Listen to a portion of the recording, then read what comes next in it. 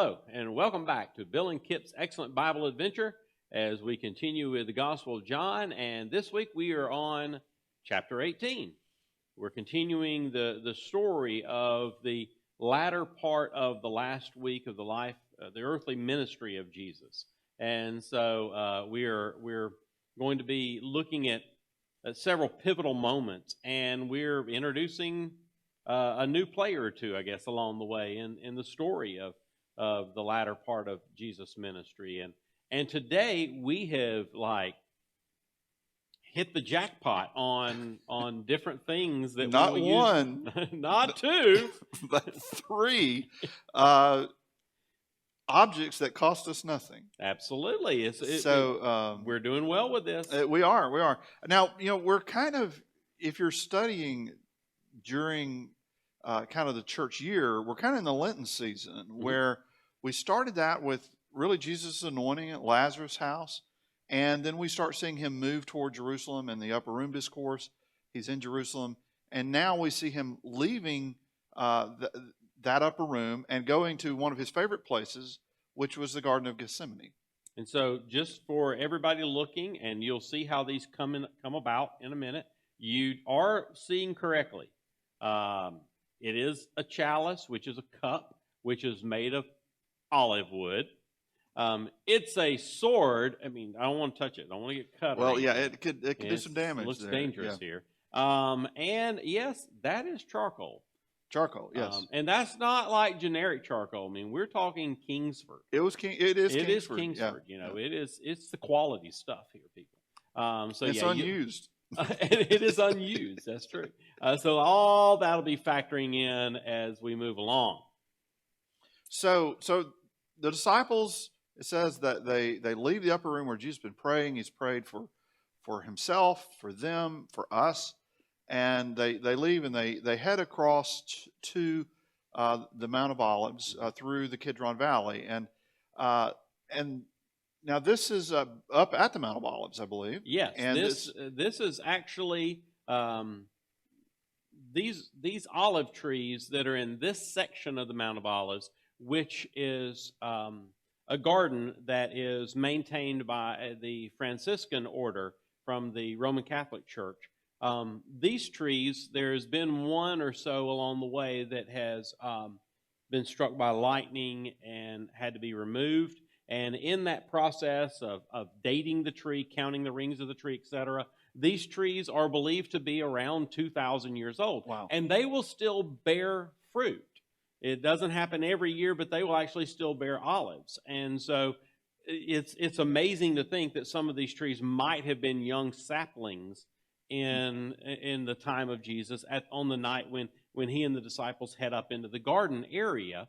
And they go they go to an area that is called the Garden of Gethsemane. A Gethsemane is an olive press.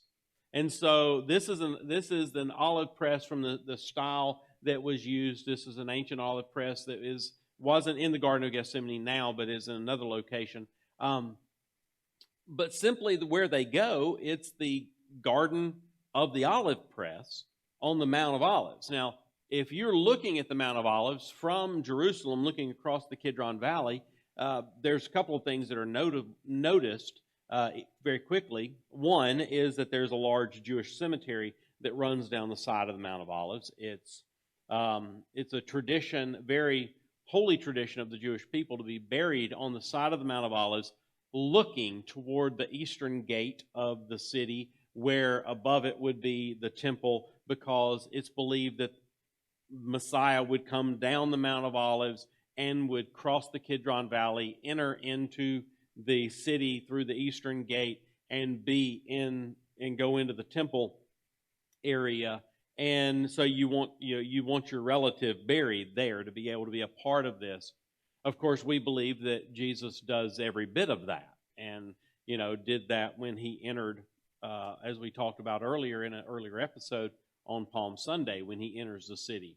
But where he goes, when you're also looking at the side of the Mount of Olives, you have the cemetery, and then you have olive trees. Still today, you have groves of olive trees that cover the hillside, and so this is an area they go to. There's an olive press there. There are olive trees there. It's quiet. At It's night, it would be peaceful. a peaceful place. It'd be beautiful. There's also a church that is there that is wonderful. It's called the Church of All Nations, designed by Antonio Barluzzi for the Roman Catholic Church. And inside the church, any time of day you go in there, it feels like it's night because of the way the church is designed and the way the ceiling is designed. It looks like a starry night is over you as you go in, and the lighting is just right for you to be able to make your way around and to go up and to kneel and to pray in what you would feel like was the ancient Garden of Gethsemane. So they were there at night. They had just left this meal. They go there to pray, really, and kind of spend the evening. And but it's interrupted, and it's interrupted by our sword, really. Judas, whom Jesus had predicted would betray him. We're not quite sure how. Judas had slipped out, sort of the meal. When they get to the Garden of Gethsemane, not a surprise because Jesus went there a lot. Judas shows up with the temple guards, right? Because finally the temple guards are ready to act. For whatever reason, Judas decides that it's time for him to be done with Jesus, because his understanding of where this was going or what the kingdom was supposed to be about, or for whatever reason, he just decided he was done with Jesus. And so he goes to the temple guards and in other Gospels makes a deal essentially to betray him.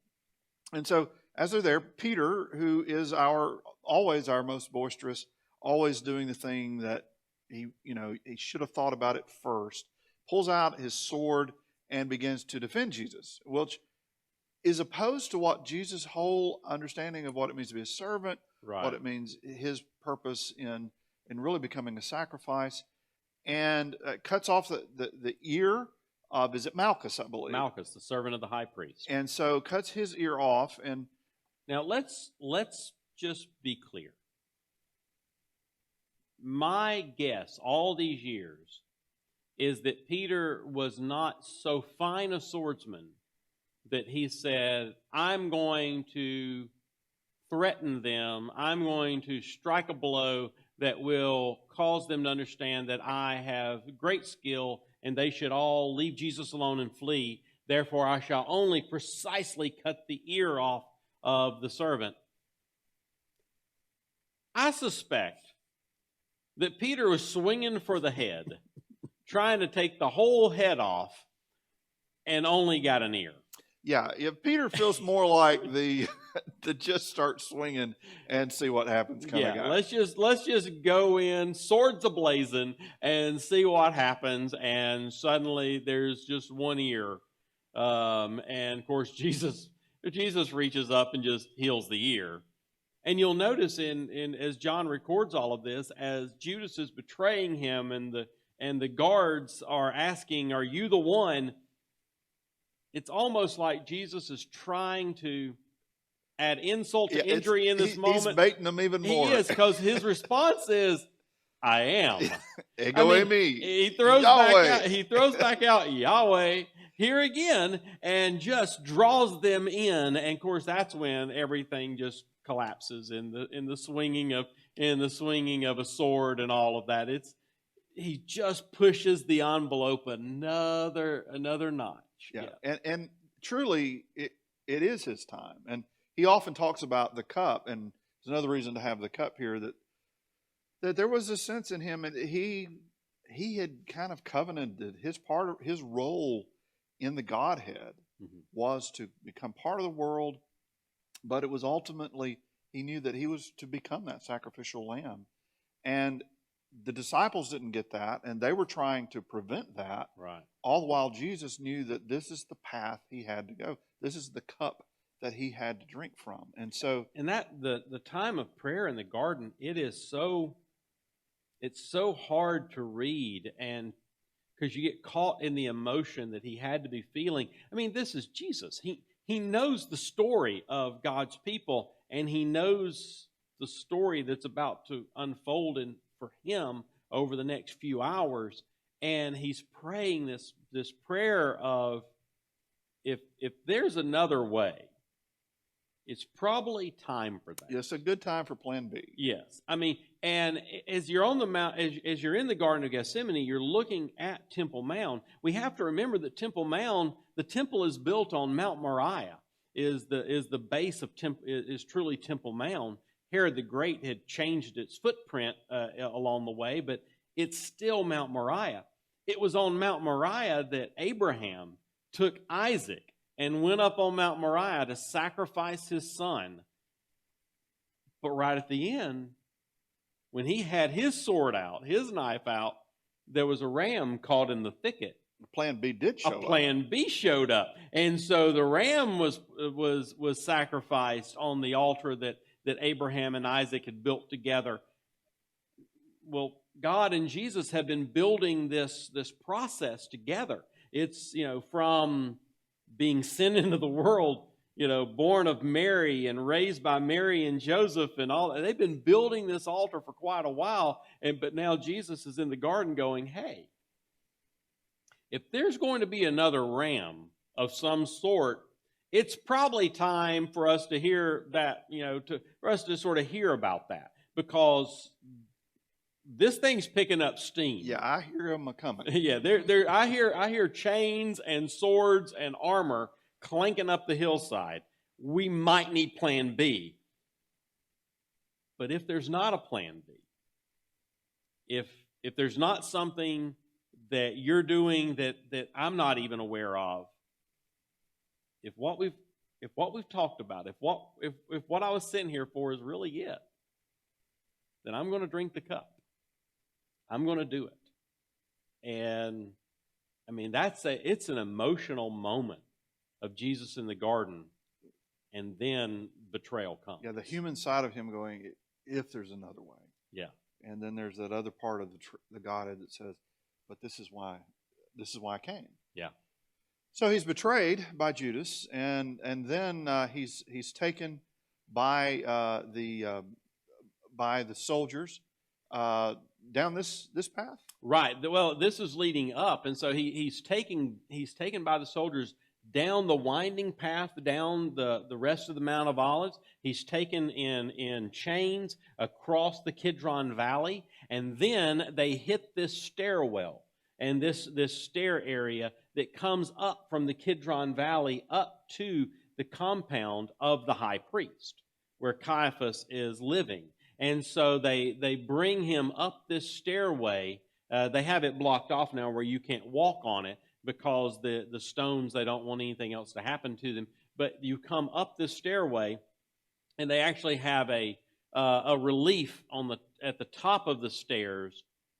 They have a relief showing them, pulling him up the stairs and threatening him and swatting at him with the whip, etc., as they bring him up to the home of Caiaphas. And they take him in, and they place him in, actually in a holding cell that was underneath Caiaphas. Jesus isn't the first person arrested by the temple guards and brought to Caiaphas. At one point in the Acts of the Apostles, Peter and John are arrested at the temple and brought to the home of Caiaphas. Anytime there was a religious dispute, this is kind of where the court happened. That's right. And they would place him in, they put Jesus under the house in a cave that you can still go down into, and then they've rebuilt the house above it, and there's also a church and all above it as well. And there's a hole in the floor, and your arms were lashed together while you were there, and that's how they would attach you to the wall. But it's also what they would use by then wrapping another rope through that X, and they would pull you up through that hole and then make you kneel on the floor in front of the high priest, in front of the Sanhedrin, as they would interrogate you, as they would actually adjudicate your case. And so when Jesus is brought up, it's the psalmist that says, "Out of the pit they drew me up," and so he will go through that. And just outside there, where Jesus is now drawn up, and he is in front of Caiaphas and his father-in-law Annas and the members of the Sanhedrin, you can see through the open area out to a courtyard. And the courtyard has been rebuilt on the ancient footings of the courtyard. And it's in that courtyard that Peter follows. Now, all the other, James and John are not really there. The other disciples are not even in the Garden of Gethsemane with him at the time. But Peter follows along and actually gets into the courtyard. And we give Peter a hard time. Oh, we do. But the reality is the other ones weren't even present. No. So Peter at least makes it to the courtyard. Right. I mean, he's been pretty bold before when they were at the table in the upper room and Jesus said, all of you will deny me before tomorrow. And, well, Peter said, yeah, I like how he sort of throws everyone under the bus. He said, hey, the rest of these guys probably will. But I'll never deny you. And, of course, Jesus tells Peter, Peter, you're not only going to deny me once, you're going to deny me 3 times before the rooster crows announcing a new day. And, of course, Peter doesn't really know what to do with that. But he goes into the courtyard. And now we're there. And we have the charcoal. And it's obviously a cold night. Yeah. And somebody's built a fire out of charcoal. And the light from that, they kind of notice him, questions about, are you one of these people? And he's there by that fire. And it's made out of charcoal. And it's the reason we include it is that this word charcoal only appears twice in the New Testament. Mm-hmm. And they're both in John. And once it's here, as Peter is denying Jesus. But guess where it shows up the second time? As Jesus reinstates Peter at the last chapter, he's cooking a fire over charcoal with fish on it. Mm-hmm. And I have to wonder if, certain smells just bring back certain memories. Yeah. If as Peter is standing there talking to Jesus, looking at that charcoal, smelling that charcoal, if that wouldn't have taken him back to that night. Yeah. So he's there. Caiaphas, they decide, that they, there's not much really they can do about it under Jewish law. They're kind of at their limit. They can't put someone to death. So they kind of up it at that point, right, and move things on. And this is I wanted to show this picture, which is it's a statue in that garden, in that courtyard area that says "Non novi illum," which is you can see Peter almost washing his hands of this, as we'll see a new character doing in a little while. But he's almost washing his hands of this as he's saying, "I don't know the man." As 3 different times, 3 different people ask him, aren't you a Galilean? Aren't you with that guy in there? And I don't know the man. The warmth of the charcoal fire, all of this, 3 different times. I don't know the man, and the rooster crows, and Peter runs away. And that's when, around that point, is when they do realize that under Jewish law they can't really deal with Jesus the way they want to deal with Jesus. And so they decide that on Sunday, when Jesus rode into town on a donkey, another person rode into town. That afternoon, a man named Pontius Pilate rode into town, the Roman governor, who came up from Caesarea by the sea, Caesarea Maritime, which was a really fully Roman city built by Herod the Great. And it's on the Mediterranean Sea, and it's where the Roman governor lived, and he could pretend he wasn't in Israel. But he and his soldiers had come to town basically to keep order during the Passover. He's taken up residence in the Herodian, in the Antonia fortress. He's taken up residence in the Antonia fortress built by Herod on the wall of the city. And because if you're going to have a riot, it's going to be pretty close in the city. Right, and so he is right there. He has his soldiers. You have 600 soldiers always garrisoned in the Antonia fortress. You have the centurions from all around Israel that have come back to town, bringing their troops with them to encircle the city for Passover. And so they take Jesus to Pilate.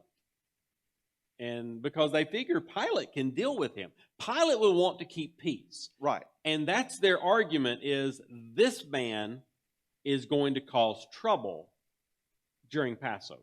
And he wants to keep relationships with those religious leaders good. Absolutely. And so they bring this logical argument of how dangerous a man this is to the peace of Rome, the Pax Romana, as they say, which is the highest order of what a Roman person in Pilate's role wanted. You did not want a riot that you had to call in extra folks. No. They wanted you to keep it under control in your area.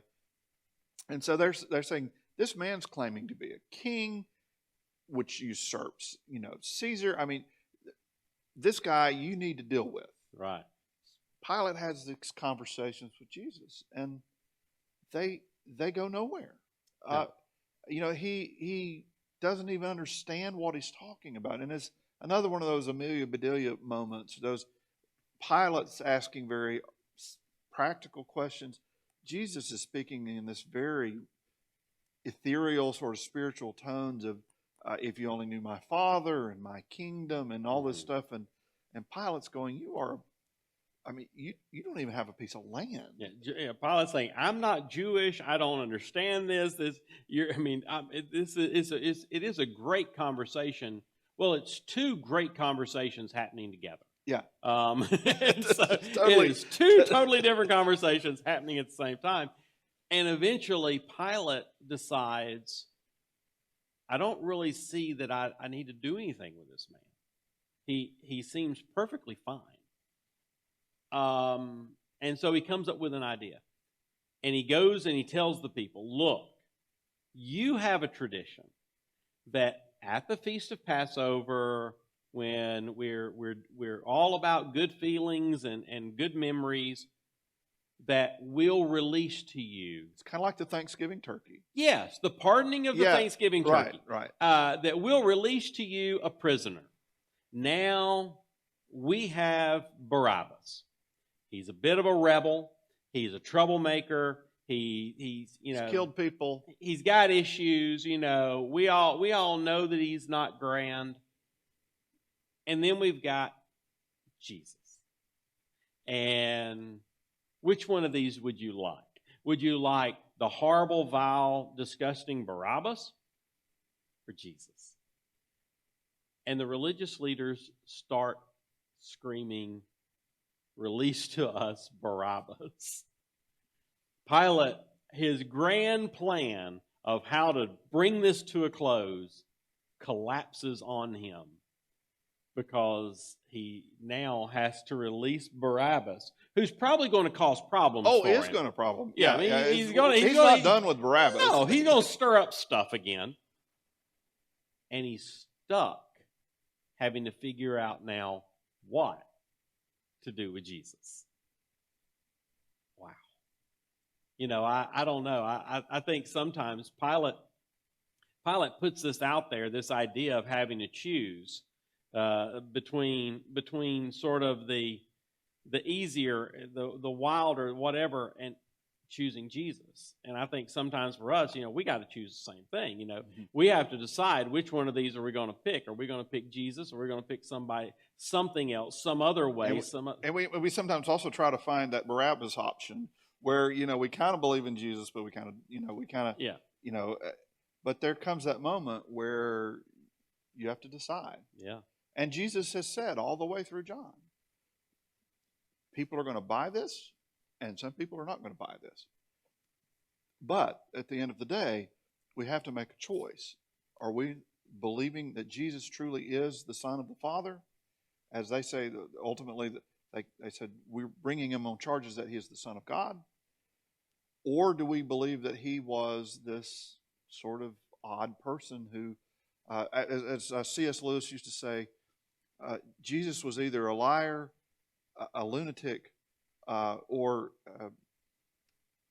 a liar, a lunatic, or a madman. And you have to choose which one is he? Yeah. Or Lord, liar, lunatic, or Lord. That's it. And so you've got to choose one of those three. And here Pilate is at that point. Is Jesus the liar? Is he the lunatic? Or is it possible that he truly is what he claims to be?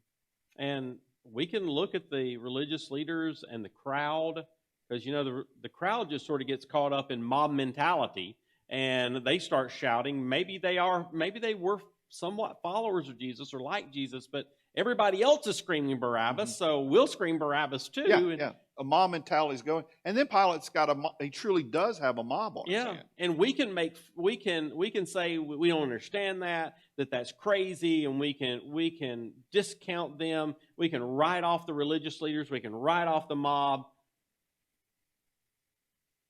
But how many times do we do the same thing?